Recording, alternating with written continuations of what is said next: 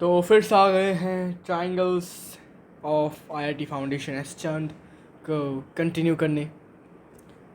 आज कंटिन्यू होगा question number 14 से। क्वेश्चन नंबर 14 जो है डायग्राम बेस्ड क्वेश्चन है, बहुत अच्छा सा क्वेश्चन है। देखते हैं कि क्या आपको मज़ा आता है इस क्वेश्चन को सॉल्व करने में।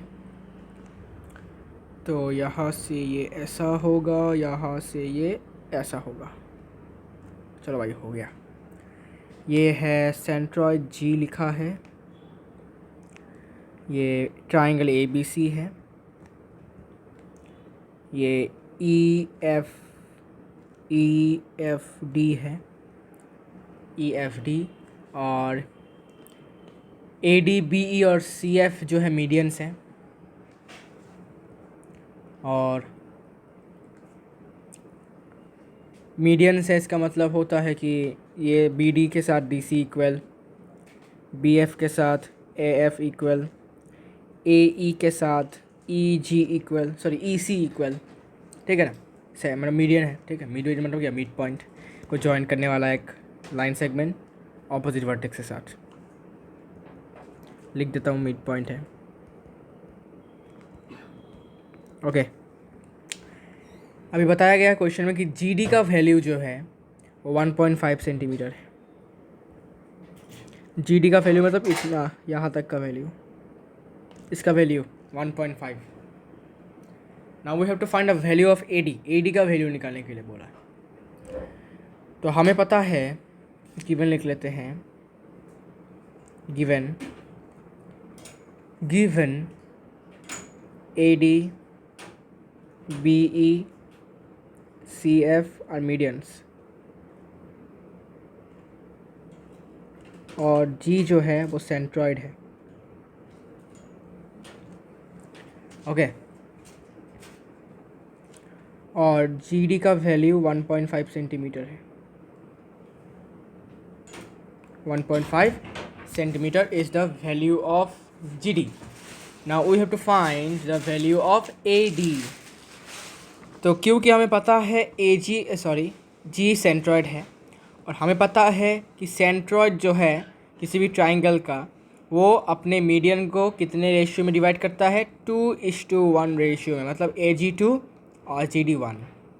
ठीक है, तो इस वाले से हम लिख सकते हैं जी इक्वल टू सेंट्रॉइड से लिखेंगे क्या, ए जी के साथ अगर जी डी का रेशियो करते हैं तो 2:1 होगा। मतलब ए जी का रेशियो मतलब क्या, A G divided by G D will be equal to what, 2/1। अभी जी डी का वैल्यू हमें पता है, ए जी का पता नहीं, जी डी का पता है। कितना, जी डी का वैल्यू है 1.5 इक्वल टू 2। फिर यहाँ से ए जी का वैल्यू निकल जाएगा। ए जी का वैल्यू कितना होगा, 3। ओके, ए जी का वैल्यू होगा 3, मीन्स 2 इंटू 1.5। 2 इंटू 1.5 कितना होता है, 3 होता है। अच्छी बात है। अभी ए डी का वैल्यू निकालने के लिए हो रहा है। ए डी को कैसे निकालेंगे, ए जी को प्लस कर देंगे जी डी के साथ। So now A D will be equal to A G plus G D. A G का वैल्यू हमें पता है 3, जी डी का वैल्यू पता है 1.5 सेंटीमीटर्स, मतलब 4.5 सेंटीमीटर्स, ये सेंटीमीटर होगा। ऑप्शंस लिख लेते हैं। ऑप्शंस, पहला ऑप्शन है 2.5 सेंटीमीटर। 2.5 सेंटीमीटर पहला ऑप्शन। दूसरा ऑप्शन 3 सेंटीमीटर ओनली। तीसरा ऑप्शन 4 सेंटीमीटर ओनली। एंड चौथा है 4.5 centimetre. So our answer will be option D. So this is the answer. Question number 15 के बारे में बात कर लेते हैं। क्वेश्चन नंबर 15 में बोला गया है,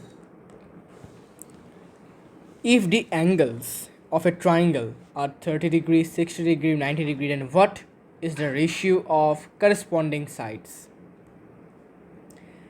तो करस्पॉन्डिंग साइड्स के रेशियो क्या होंगे। So question number 15 is given. If the angles of a triangle are 30 degrees, 60 degree, 90 degrees, then what is the ratio of corresponding angles? इसमें से कौन सा वाला होगा आंसर? क्या करेंगे? टेस्ट करेंगे सब में। क्या करेंगे? इसको 1x पर करेंगे, 2x पर करेंगे, 3x पर करेंगे। इनका सम कितना होगा? 180 होगा। क्यों? Angle sum property of a triangle. इसे करके हमारा क्या फ़ायदा होगा? देखो 336 x equal to 180 degrees, x का वैल्यू 30 डिग्रीज। अभी x का वैल्यू इन सब में बिठा दो। 1x का वैल्यू होगा 30, 2x का वैल्यू होगा 60 और 3x का वैल्यू होगा 90। ठीक है, तो कौन सा आंसर होगा? ऑप्शन ए होगा। ठीक है, ऐसे करके आपको सारे के सारे चेक करने, तो जिसका x का वैल्यू पुट करने के बाद अगर वैल्यू इसके साथ सेम हो जाता है इनके साथ, तब जाके जो रेशियो है वो ठीक होगा। ओके, तो इसको बहुत ही इजीली कर पाओगे आप। तो पहले आपको क्या करना है? लेट कर लेना है। Let the angles B 1x 2x 3x और 1x 2x 3x को प्लस करेंगे तो 180 डिग्रीज होता है। यहाँ से x का वैल्यू होता है 180 डिवाइडेड बाई 6 मतलब 30। सो 1x होगा 30 डिग्रीज, 2x होगा 60, 3x होगा 90। तो option A will be the answer.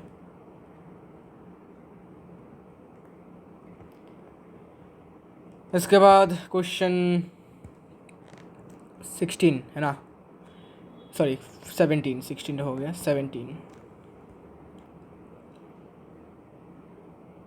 Wait 16 ही होगा। If the angles of a triangle are in the ratio 5:3:2 then angle could be, so triangle could be. देखो angles का ratio given है। Let the angles be 5x 3x और 2x।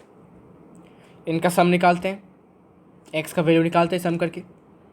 And 5x को plus करो 3x के साथ और 2x के साथ, तो 180 होगा। एंगल सम प्रॉपर्टी आपको पता ही है। यहाँ से x का वैल्यू कितना होगा? 180 को डिवाइड कर दो 10 के साथ, बिकॉज 5 + 5 कितना होगा? 10, 0 0 कैंसिल, तो x का वैल्यू 18 डिग्रीज। अभी पुट कर दो तो 5x का वैल्यू आएगा 5 × 18 डिग्रीज मतलब 90। 3x का वैल्यू आएगा 3 × 18 डिग्रीज मीन्स 54 और इसका वैल्यू आएगा कितना? 2 × 18 डिग्रीज मतलब 36। ठीक है ना, तो इन सब में से ये वाला एंगल 90 है और सिर्फ एक ही एंगल 90 है। ठीक है, एक ही एंगल 90 मतलब क्या कहेंगे इसको? Right triangle. सो ऑप्शंस लिख लो, obtuse, acute, right, isosceles. Isosceles होता कैसे? अगर ये 45 और ये 45 आता तब आइसोसेलिस हो जाता।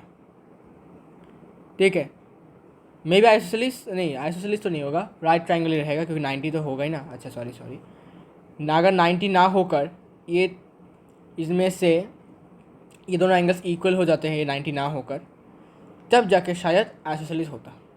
ठीक है, अच्छा नहीं हुआ तो क्या कर सकते हैं। तो answer will be option C. तो क्वेश्चन नंबर 16 का ऑप्शन सी हो गया है। क्वेश्चन नंबर 17 करते हैं जल्दी से। Question number 17 now. Question number 17 में दो फिगर्स गिवन है, दोनों कॉन्ग्रुएंट है ऐसा गिवन है।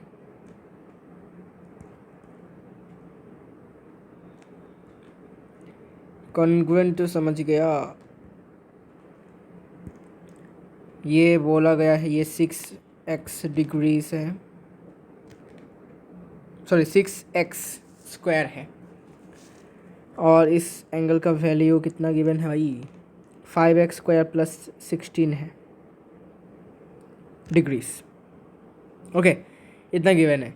और ये ट्राइंगल है ए बी सी, और ये ट्राइंगल है डी ई एफ। और गिवन है क्वेश्चन में ये गिवन है कि दोनों ट्राइंगल्स कॉन्ग्रुएंट हैं। Triangle A C B congruent to triangle D F E. ठीक है, डी एफ ई के साथ कॉन्ग्रुएंट है। तो देयरफॉर बाइसिपिसिटी क्या लिख सकते हैं? By CPCT angle C equal to angle F लिख सकते हैं। ठीक है ना, सिपिसिटी से लिख सकते हैं बिकॉज कॉन्ग्रुएंट है। We have to find angle what? Angle F. तो यहाँ पर लिख लो angle C equal to angle F. Angle C का वैल्यू है 6x² और एंगल एफ का वैल्यू है 5x² प्लस 16। यहाँ से x² will be equal to 16। यहाँ से x का वैल्यू होगा square root of 16 means 4। x का वैल्यू मिल गया। अभी इसको एंगल f के इक्वेशन में पुट कर दो। Angle f equal to 5x² plus 16, 5 into 4² means कितना? 16 plus 16 90 plus 16 sorry 80 plus 16 sorry गलत हो गया। 80 प्लस 16 मतलब 96। तो ये होगा इतना डिग्रीज। टिनिंग इतना degrees. 96 is the answer. Options लिख लो guys. 4 degrees, 96 degrees, 100 degrees and 60 degrees. Okay, option will be B.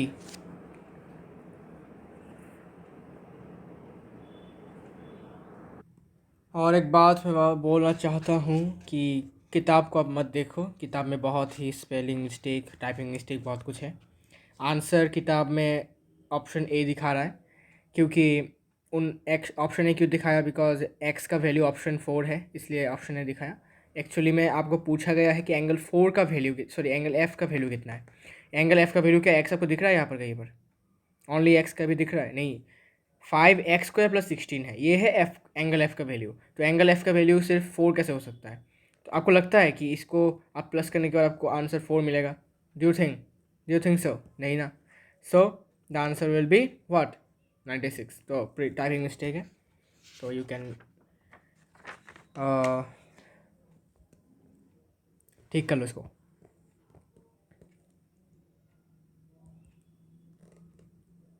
Question number 18। Triangle है ए बी सी, ये इन सेंटर है, ये जो पॉइंट आपको दिख रहा है इन सेंटर, ये भी एक पॉइंट और ये भी एक पॉइंट। ओके, तो इसको ऐसे एक्सटेंड कर देता हूँ, इसको ऐसे एक्सटेंड कर देता हूँ और इसको ऐसे एक्सटेंड कर देता हूँ। अच्छा, इसको एक्सटेंड नहीं किया गया है। ये 90, ये भी 90, ये बाइसेक्टेड, ये बाइसेक्टेड, ये total 66,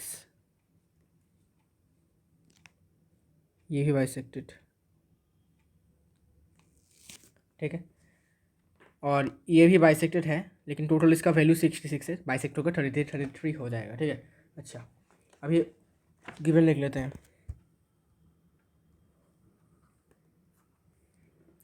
given angle C A B equal to 66। C A B 66 है, टोटल एंगल गिवन है। Angle C P Y equal to 46 given है। सी पी वाई ये पी है, C P Y, oh sorry मैं Y लिखा नहीं, sorry C P Y मतलब ये वाला एंगल है ना। ये वाला एंगल कितना है? 46 डिग्रीज गिवन है। We have to find angle P B A मतलब ये वाला angle, only this one. Okay, incenter कब बनता है? इन सेंटर क्या होता है? The intersection point of the angle bisectors. Angle bisector का जो मिड पॉइंट होता है उन्हें हम कहते हैं इन सेंटर। तो सबसे पहले तो we have to find angle P C Y. ठीक है, पी सी वाई हमें ढूंढना पड़ेगा। ये वाला एंगल ढूंढेंगे, ये 66 है, ये एंगल मिल गया तो ये वाला एंगल मिल जाएगा एंगल सम प्रॉपर्टी से, और इसका हाफ हो जाएगा एंगल पी वी ए। ठीक है, अच्छा, so we need to find this angle. तो इसको फाइंड करने के लिए सिंपल सी बात है, कैसे करेंगे एक्सटीरियर एंगल प्रॉपर्टी से। Exterior angle property in this triangle exterior angle property से ये 90 डिग्री से, तो ये वाला एंगल और ये वाला एंगल का सम होगा कितना, एक्सटीरियर एंगल प्रॉपर्टी के बराबर। तो in triangle C P Y angle P Y B equal to angle 46 plus angle P C Y. ठीक है, angle P Y B 90 minus 46 degree equal to angle P C Y. ठीक है ना, फिर यहाँ से angle P C Y equal to minus करेंगे तो 5 हो जाएगा, 8 44। ठीक है, 44 आता है, तो ये वाला एंगल आ जाता है हमारा 44। अभी सिर्फ ये वाला हाफ 44 है, ये वाला हाफ भी क्या होगा 44, बिकॉज बाइसेक्ट हुआ है। इन सेंटर मतलब क्या, एंगल बाइसेक्टरों का mid point, sorry intersection point, जहाँ पर आके मीट होते हैं। इसका और इसका मिड पॉइंट है ये एंगल बाइसेक्टर का। तो ये 44 है, तो यह होगा डबल इसका। ओके, तो angle C will be twice of angle P C Y equal to twice of angle 44 degrees, that is 88 degrees, और एंगल ए गिवन है 66 degrees. So therefore angle B कितना होगा, सिंपल सी बात है, एंगल सम प्रॉपर्टी से करेंगे। 180 से minus कर दो एंगल ए और एंगल सी का सम को। ठीक है ना, तो एंगल 180 से माइनस कर दिया, एंगल ए कितना है भाई 66 है, और ये 88 है, ब्रैकेट में रखो नहीं तो भूल जाओगे साइन चेंज करना। 180 डिग्रीज माइनस ये करेंगे तो 14, ये करेंगे तो 15 हो जाएगा, कैरी ऑन 1, माइनस करेंगे 6, ये हो जाएगा 7 to 1 26। Okay, 26 is the value of B, मतलब टोटल एंगल बी का। तो टोटल एंगल मतलब ये टोटल एंगल है 26। टोटल में से हमें बस ये वाला पार्ट चाहिए, इसका हाफ मतलब क्या होगा 26 का हाफ मतलब 13। सो एंगल लिखो therefore now, so angle P B A will be equal to half of angle B equal to half of 26 degrees equal to 13 degree, and this is the answer.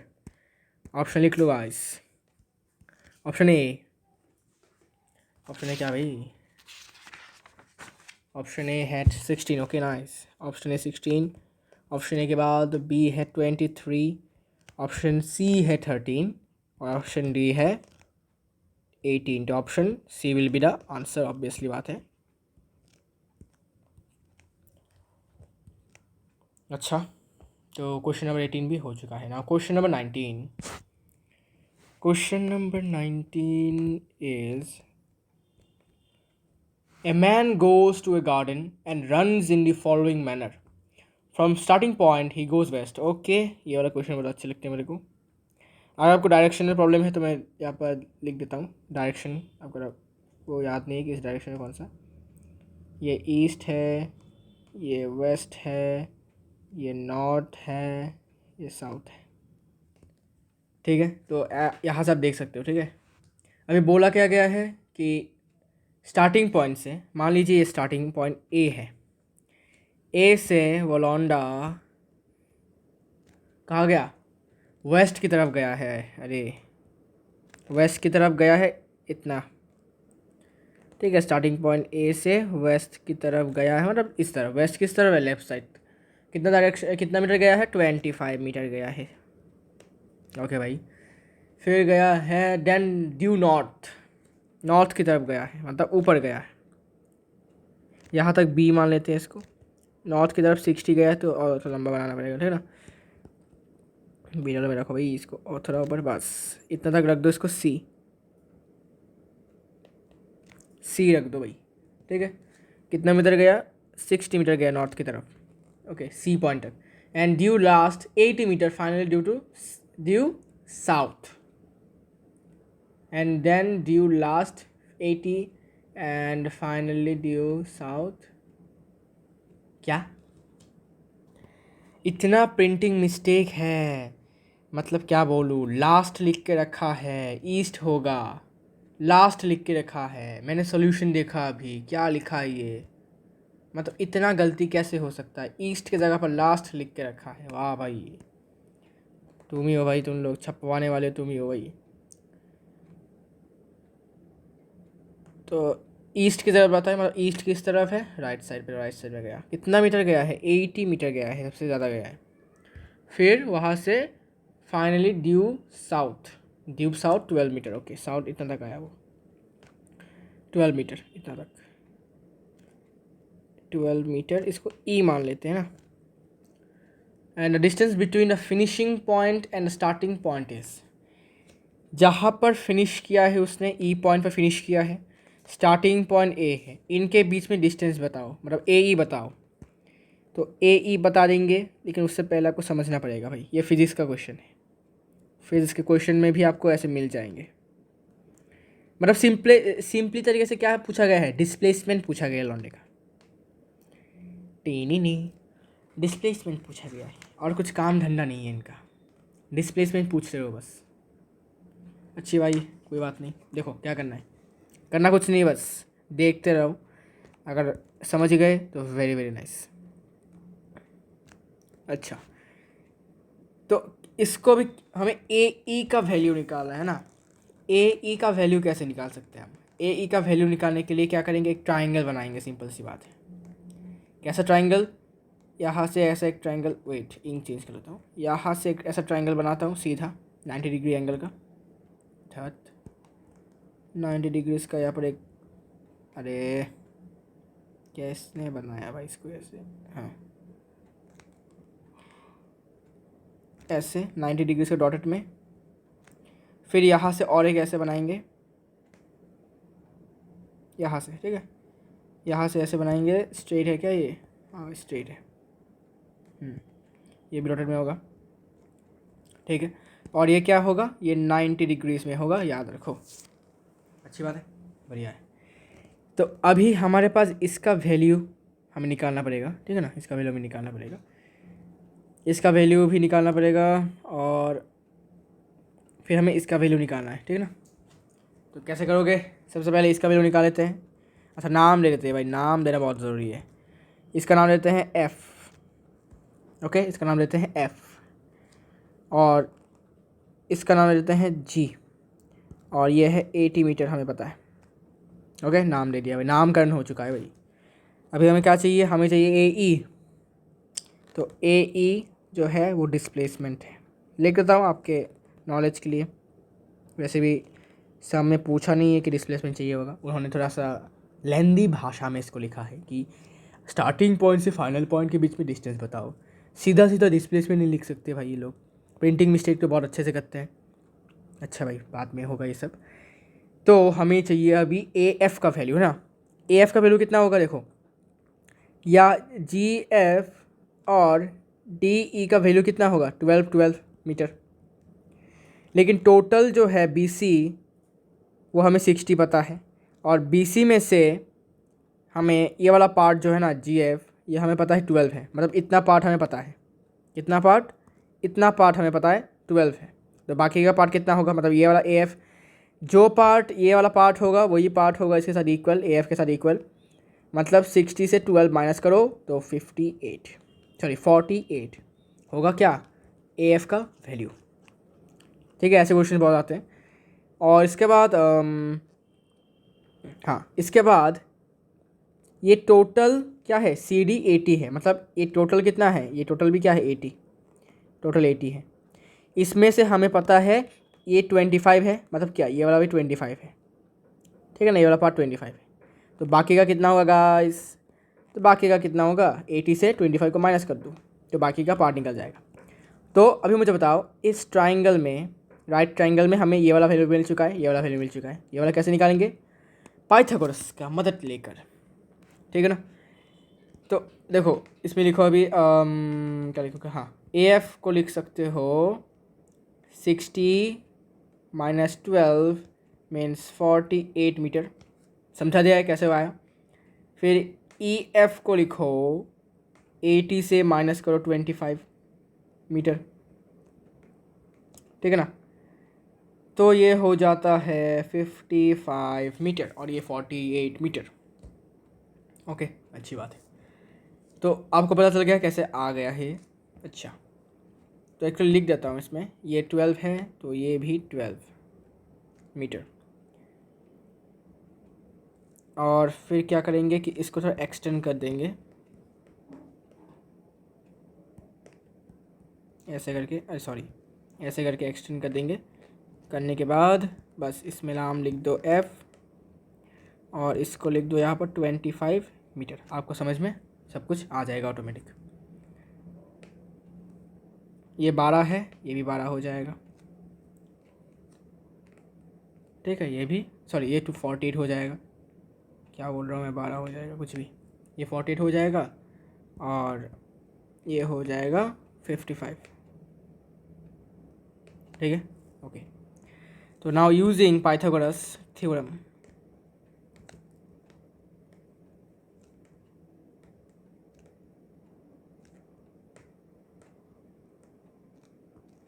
Pythagoras theorem, अच्छा ऐसे लिखते हैं Pythagoras theorem, A E square equal to 55 का square plus 48 का square, है ना। 55 का square कैसे निकालूंगा, 55 का स्क्वायर कैसे निकालूं,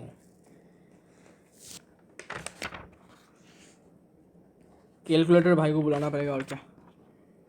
55 का स्क्वायर होता है 3025 प्लस 48 का स्क्वायर होता है 48 का स्क्वायर होता है 2304, प्लस कर दिया तो 5329।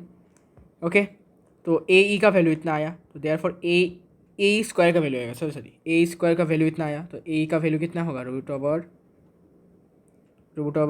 5329, जो कि होता है, लॉन्ग डिवीजन करना पड़ेगा आपको एग्जाम में, 73 मीटर। ओके, मुश्किल क्वेश्चन नहीं था लेकिन लेंथी ज़रूर था कैलकुलेशन में स्पेशली, ठीक है। सो 73 मीटर होगा क्या, distance from starting to initial point, अच्छी बात है। तो ऑप्शंस लिख लेते हैं।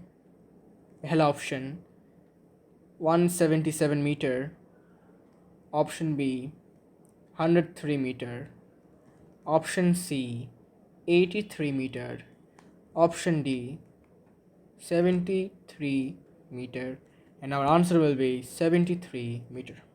क्वेश्चन नंबर 19 भी हो चुका है। Now question number 20, question number 20 में बोला है, in given figure A B C D is a triangle, sorry A B C is a triangle in which B C is produce to D. Okay, ऐसे करके बनाना है भाई कुछ। अच्छा, फिर इसको एक्सटेंड भी करना है, कर दिया।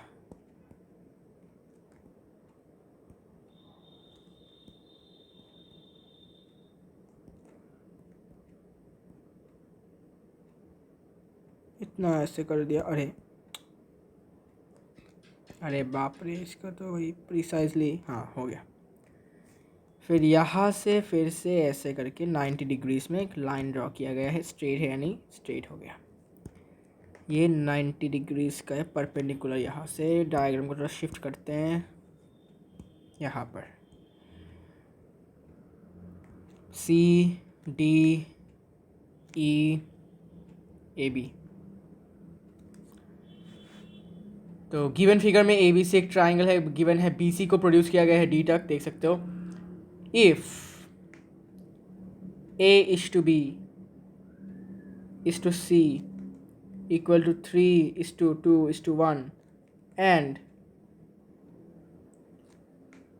AC perpendicular to CE, find angle ECD है। ECD का एंगल फाइंड करने के लिए बोला, वाह, ये वाला एंगल फाइंड करने के लिए बोला है।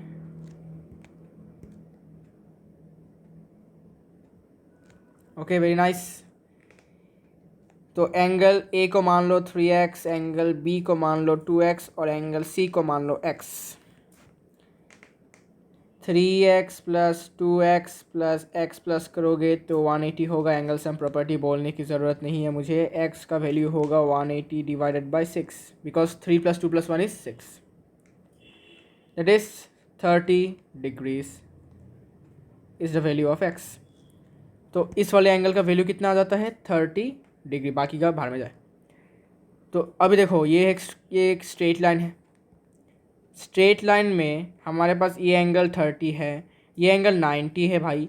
ये एंगल कितना हो जाएगा 180 से 90 और 30 का प्लस को माइनस कर दो, सम को माइनस कर दो, ठीक है ना। तो इसमें लिखो now 30 degree plus 90 degree plus angle E C D equal to 180 degrees linear pair. यहाँ से angle E C D will be equal to 180 minus 112, sorry 120, answer will be 60 degrees. ठीक है, ऑप्शन लिख लो। Option A 30 degrees, option B क्या लिख दिया ये, ऑप्शन बी, अरे option B 45, option C 60, option D 72। So the answer will be option C. Question number 20 का आंसर है option C. Now question number 21। Question number 21 में क्या बोला है देख लेते हैं। If ABCD is a square, X is the midpoint of AB and Y is the midpoint of BC, then which of the following is not correct? पहले एक square draw कर लेते हैं भाई, ये सब झमेला से पहले स्क्वायर ड्रॉ कर लेते हैं, इसके बाद जो झमेला होगा वो फेस करेंगे। स्क्वायर है, बड़ा कर लेते हैं स्क्वायर को, और थोड़ा सा इसको ऐसे होगा, ठीक है। स्क्वायर का नाम लेते हैं ABCD, ऑलरेडी दिया हुआ है। X मिड पॉइंट है AB का, तो इसको मिड पॉइंट x है, और BC का मिड पॉइंट है y, ये है y।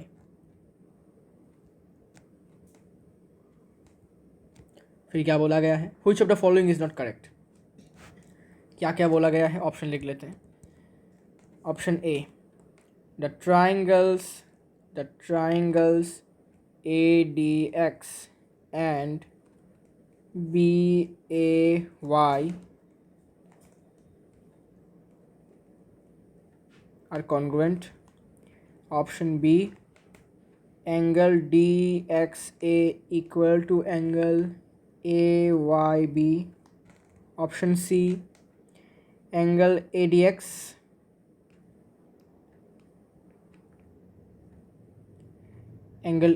equal to angle BAY. Option D, DX is not perpendicular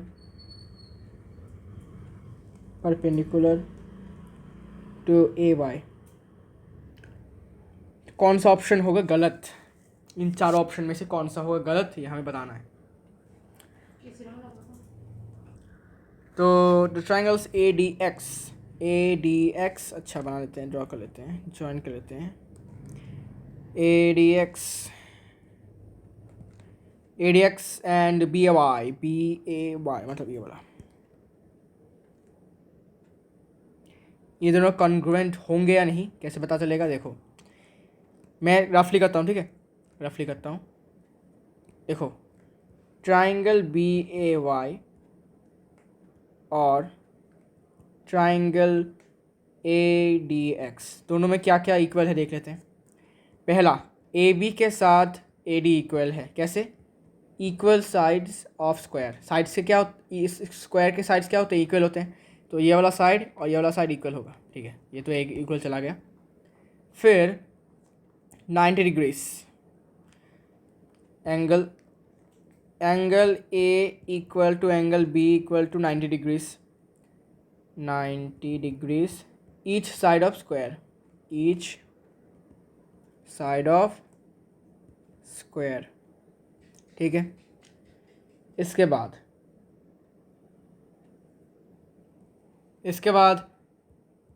A x, sorry इसको ऐसे लिखेंगे, ए बी के साथ बी सी इक्वल है। क्यों? Sides of square. ठीक है, तो बोथ साइड में हमने हाफ इंटू कर दिया। Half of A B equal to half of B C. Half of A B क्या है? ए एक्स मान लेते हैं, क्योंकि ट्राइंगल के अंदर है ए एक्स, तो ए एक्स मान लिया।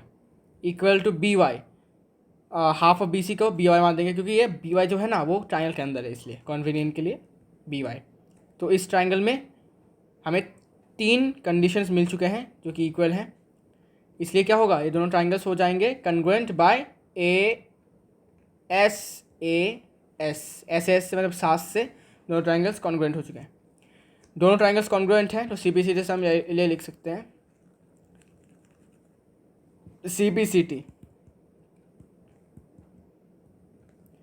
Angle D X A equal to angle A Y B लिख सकते हैं। Angle D X A equal to angle A Y B लिख सकते हैं। डी एक्स ए कौन सा है? ये वाला। और ए वाई बी कौन सा है? ये वाला। लिख सकते हैं, ऑब्वियसली बात है, कुछ तो CPCT से लिख सकते हैं कुछ भी। फिर A D X equal to B A Y लिख सकते हैं। ए डी एक्स मतलब कौन सा वाला? ये वाला एंगल। और बी वाई ए मतलब, सॉरी हाँ, बी ए वाई मतलब ये वाला एंगल लिख सकते हैं इक्वल CPCT से, ऑब्वियसली लिख सकते हैं बिकॉज ट्राइंगल के अंदर है। ठीक है, ये दोनों तो हो चुके हैं। तो इन तीनों में से कोई भी ऑप्शन गलत नहीं है, तो गलत कौन सा होगा? गलत होगा डी। कैसे? D X is not perpendicular to A Y. So जो डी एक्स है वो परपेंडिकुलर नहीं होगा ए वाई के साथ। हो भी सकता है, कोई गारंटी नहीं है, हो भी सकता है। इट कैन बी, हो सकता है। D X is not perpendicular to A Y, D X is not perpendicular to A Y. ये हो सकता है 90 डिग्री, हो सकता है। इट कैन बी, हो ही सकता है, क्योंकि देखो इन तीनों में से, इन चारों में से ये तीनों फर्स्ट तीनों ऑप्शंस करेक्ट हैं, गलत नहीं है तीनों में। तो ऑब्वियसली बात है कि लास्ट वाला ऑप्शन भी गलत होगा। ठीक है, क्योंकि हम गारंटी नहीं कर सकते कि परपेंडिकुलर होगा या नहीं होगा, हो सकता है, it's not assured. Okay, so option will be D.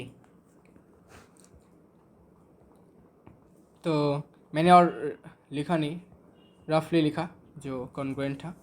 ठीक है, आपको कॉपी कर लेना जल्दी से। Option D will be the answer. Now question number 22 क्या कहता है? क्वेश्चन नंबर 22 ये कहता है, in a triangle P Q R the sides P Q and P R produce to S and T respectively, bisectors of angle X Q R meet at point. Okay, in the what is the value of Q O R. ठीक है, triangle है P Q R करके, अरे P Q R करके triangle है, P Q R. ठीक है, triangle है। बोला है कि क्यू, पी क्यू और पी आर को एक्सटेंड किया गया है। एक्सटेंड कर देते हैं ऐसे, और इसको ऐसे। ठीक है, दोनों को एक्सटेंड कर दिया गया है, एक्सटेंड कर दिया गया है। फिर क्या बोला है? फिर बोला है कि एंगल पी जो है, एंगल पी का वैल्यू, अच्छा इसको लिख देते हैं, ये एस है ये टी है। एंगल पी का वैल्यू 66 है, और इसको फिर से बाइसेक्टर जो है एंगल आर क्यू एस और एंगल क्यू आर टी का बाइसेक्टर जो है मीट करते हैं पॉइंट ओ में, जैसा गिवन है। बाइसेक्टर मतलब क्या? ये वाला एंगल और ये वाला एंगल इक्वल, सिमिलरली ये वाला एंगल और ये वाला एंगल इक्वल। ओके, तो अभी क्या करना है, क्या निकालना है? हमें वैल्यू निकालना है क्यू ओ आर का। क्यू ओ आर मतलब ये वाला एंगल, इसका वैल्यू निकालना है।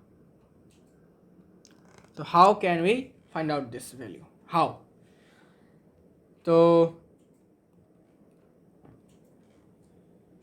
इसको फाइंड करने के लिए क्या करेंगे कि इसको ए मान लेंगे और इसको बी मान लेंगे बिकॉज इक्वल है, ठीक है। अच्छा, फिर यहाँ से क्या करेंगे, फिर यहाँ से लिखेंगे in triangle P Q R, triangle P Q R में क्या लिखेंगे, angle P plus angle Q plus angle R क्या होगा 180 होगा। कैसे, एंगल सम प्रॉपर्टी बताने की ज़रूरत नहीं है। तो angle Q plus angle R क्या होगा 180 से 66, मतलब एंगल पी को माइनस करने के बाद जो वैल्यू आएगा तो ये होगा 114। So 114 will be the answer, sorry answer नहीं, angle Q plus angle R का वैल्यू। ओके, फिर अभी देखो ये एक स्ट्रेट लाइन है, ठीक है ना, स्ट्रेट लाइन है, इसमें ये एंगल ए है, ये भी एंगल ए है, मतलब 2A है टोटल, और ये भी एंगल क्या है Q, ठीक है। यहाँ से हम ये वाला एंगल का वैल्यू निकाल सकते हैं, ठीक है ना। कैसे निकालेंगे देखो अभी, तो नाउ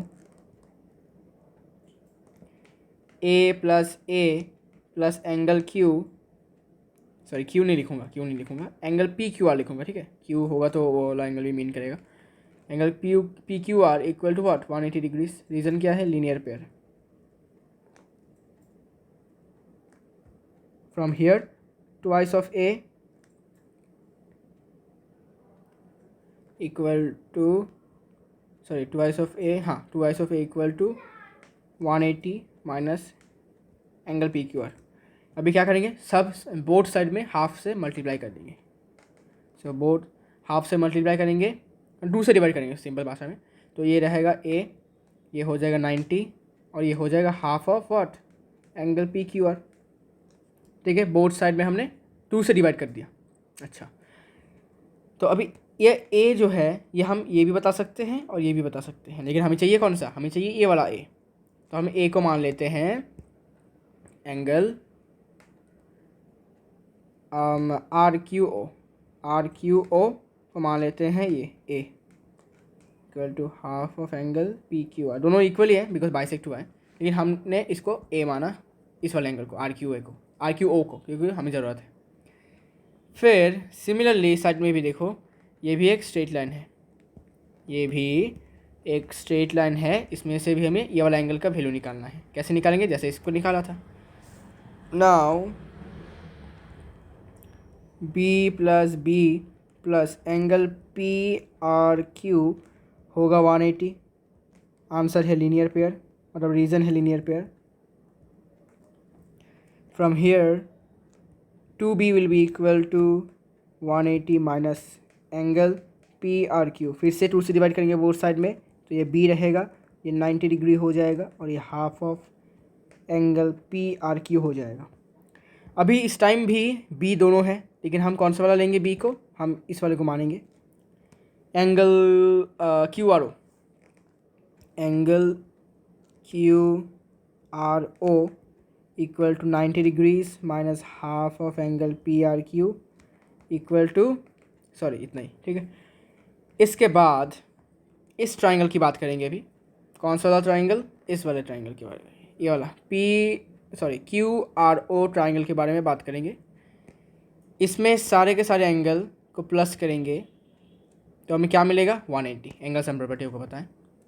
तो in triangle Q R O में ये वाला एंगल ना, angle R O Q plus angle R Q O plus angle O R Q, ठीक है। आर ओ क्यू का वैल्यू कितना है, आर ओ क्यू का वैल्यू हमें नहीं पता, तो इसको ऐसे रख देंगे, R O Q plus angle R Q O का वैल्यू कितना है, एंगल आर क्यू ओ का वैल्यू इतना है, हमें निकाल के रखा था, तो plus 90 degree minus half of angle P Q R, half of angle P Q R plus angle O R Q का वैल्यू कितना है, ओ आर क्यू का वैल्यू इतना है, plus 90 degrees minus half of angle P R Q will be equal to 180 degrees. कैसे? Angle sum property. अच्छा, सबको right side मिलेंगे इसको छोड़कर। तो R angle R O Q will be equal to 180 से माइनस करो 90 प्लस 90 मतलब 180, फिर plus half of angle P Q R plus half of angle P R Q, sign change हो जाएगा। ठीक है, तो ये 180 कैंसिल। फिर angle R O Q will be equal to half common, half of angle P Q R plus angle P R Q. P Q R और P R Q मतलब कौन सा वाला? इनडायरेक्टली ये मीन कर रहा है पी क्यू आर और पी आर क्यू को। इसका सम कितना है? 144। लिख दो 144। इसको एक्चुअली इक्वेशन 1 पकड़ लेते हैं, अच्छा होगा। इक्वेशन 1, तो इसको भी लिखो, angle R O Q will be equal to half of 114 using equation 1 लिख दो।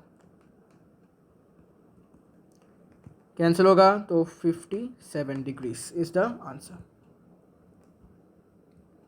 Angle R O Q equal to 57 degrees is the answer, है ना। ऑप्शन देख लेते हैं। ऑप्शन में है, पहला ऑप्शन है 47 डिग्रीज, दूसरा option, second option 50 degrees, third option 57 degrees, fourth option 67 degrees. तो आंसर कौन सा होगा? Obviously option third, option C. Last two question is remaining. 23rd number. In a triangle ABC, angle C equal to 110, which of the following statement is correct? एक triangle है ABC, इसमें angle C जो है वो 110 है। अब ये बताना कि चारों ऑप्शन में से कौन सा गलत है, सॉरी करेक्ट है, सही है कौन सा वाला।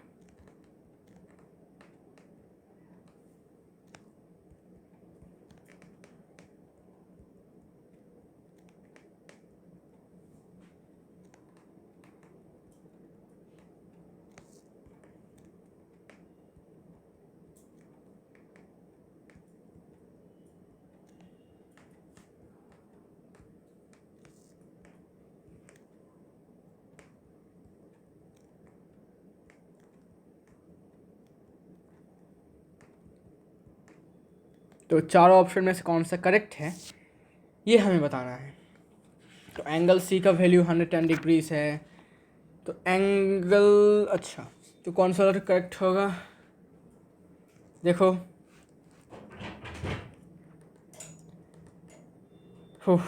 इसको ड्राइंग करना पड़ेगा, ड्राइंग, ठीक है, डायग्राम को ड्रॉ करना पड़ेगा ऐसा। इसमें ये एंगल सी है, ऑब्ट्यूस एंगल है 110, ये सी है, एंगल सी, ये ए है और ये बी।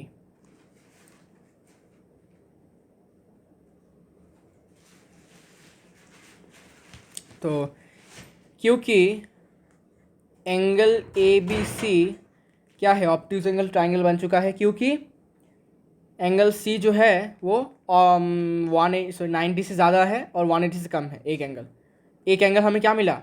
90 से ज़्यादा, 90 से ज़्यादा और 90 से ज़्यादा और 180 से कम 110।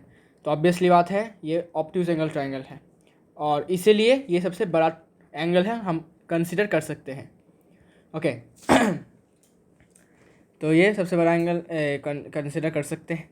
तो ए बी स्क्वायर, तो मैंने आपको एक बात बताया था, जो एंगल सबसे बड़ा होता है इसका ऑपोजिट वाला साइड भी हमेशा बड़ा होता है। या मैंने आपको एक किसी ना किसी वीडियो में आपको बताया था, मुझे याद है। तो यहाँ पर सबसे बड़ा एंगल कौन है? Angle C. तो एंगल सी के ऑपोजिट जो साइड है वो साइड कौन है? ए बी है। तो ये सबसे ग्रेटेस्ट साइड है, ग्रेटेस्ट साइड।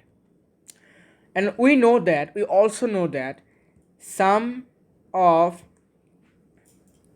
टू, ठीक है, sum of two sides are always greater than the third side, ठीक है, थर्ड साइड। लेकिन ये किस केस में एक्सेप्शन है? ऑब्ट्यूज एंगल वाले केस में। ऑब्ट्यूज एंगल वाले केस में अगर थर्ड साइड ये होता है तो ये उल्टा हो जाता है, sum of two side is smaller than a third side, अगर ऑब्ट्यूज एंगल होता है तो अभी मुझे बताओ कि इस ऑप्शन में से कौन सा आपको करेक्ट लगता है। तो ए बी का अगर स्क्वायर भी करते हैं तब भी ये क्या रहेगा? बड़ा ही रहेगा। स्क्वायर करेंगे तो और भी डबल हो जाएगा इसका पावर, डबल नहीं, इसका टाइम्स हो जाएगा, ठीक है ना। जो वैल्यू इसका है इसका डबल इसका हो जाएगा। डबल मतलब 2 टाइम नहीं बोलूँगा मैं, डबल बोलूँगा। तो ए बी स्क्वायर, तो ऑप्शन बी होगा आंसर। सॉरी ऑप्शन बी नहीं, ऑप्शन ए होगा आंसर। क्यों? बिकॉज ए बी स्क्वायर क्या होगा? हमेशा बड़ा होगा किससे? ए सी स्क्वायर और बी सी स्क्वायर के सम से। क्यों? मैंने बोला था एक्सेप्शन। हमें बताया कि कोई भी दो साइड के सम को अगर हम मिला लेते हैं, A B plus B C is always greater than A C, but if AC is greatest among the other sides, then it becomes reverse, the fact becomes reverse। तो ये होगा आपका आंसर, ठीक है। आप इसमें स्क्वायर भी लगा लो तब भी क्या होगा? सेम ही रहेगा। अच्छा, ठीक है, तो ऑप्शन ए होगा आपका आंसर, ठीक है। फिर लास्ट क्वेश्चन में आ चुके हैं, इसके बाद ये चैप्टर ख़त्म होने को है। क्वेश्चन नंबर 24 क्या बोला गया है देख लेते हैं। क्वेश्चन नंबर 24 में बोला गया है कि एक ट्राइंगल है PQR नाम का, ठीक है ना। PQR नहीं बोला कि सारे से ट्राइंगल्स हैं, बहुत सारे ट्राइंगल्स हैं। अच्छा, in which one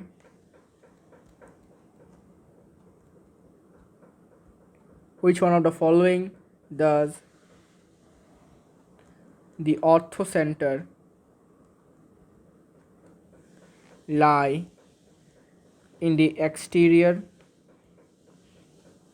of the triangle? Option A, triangle ABC, जहाँ पर angle A equal to angle B equal to angle C equal to 60 degree.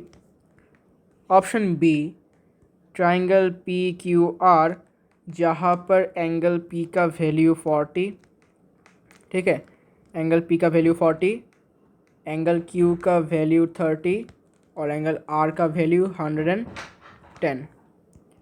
Option C, triangle XYZ, where X का value है, angle X का value 80, angle Y का value 60 और angle Z का value 40 degrees.